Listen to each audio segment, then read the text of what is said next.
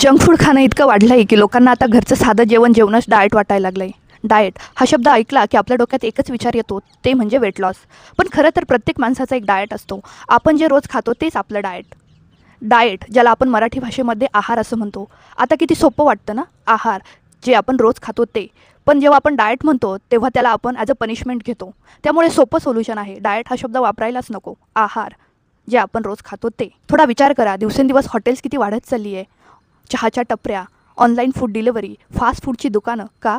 तर त्याची गरज वाढली आहे. थोडा विचार करा, आपण पुढच्या जनरेशनला काय देणार आहोत? चहाच्या टपऱ्या, फास्ट फूडची दुकानं की एक हेल्दी लाईफस्टाईल? मान्य आहे, काही लोकांसाठी ते उदरनिर्वाहाचं साधन आहे, पण आपल्यालाही थोडा विचार करावा लागेल आपल्या शरीराचा, आपल्या मुलांचा, आपल्या फ्युचरचा. डाएट म्हणजे उपाशी राहणं नाही. माझ्या मते डाएट म्हणजे मॉडरेशन. अति काहीच नको.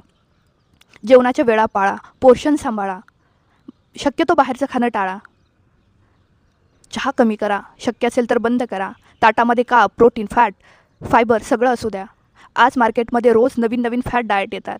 आज क्रॅश डाएट, उद्या कुठलं कीटो डाएट, परवा कुठलं डेटॉक्स. पण खरं तर या सगळ्यांमध्ये आपण फक्त आपल्या बॉडीशी खेळत असतो. सस्टेनेबिलिटी आहे कुठे त्यात? किती दिवस उपाशी राहणार? किती दिवस मन मारून खाणार? कधीतरी तो बबल फुटतो आणि मग आपण आधीपेक्षा जास्त खातो. त्यामुळे सुरुवात अशा गोष्टींपासून करा जे तुम्ही आयुष्यभर फॉलो करू शकतात. जे की आपलं घरचं जेवण. किती सोपं आहे, पण आपण त्याला उगीच कॉम्प्लिकेट करून ठेवलं आहे. हेल्दी राहण्यासाठी इम्पोर्टेड फूडची गरज नाही आहे, फक्त सवयी बदलायला लागतात. हे अवघड नाही आहे, फक्त सुरुवात सस्टेनेबल असली पाहिजे. थँक्यू.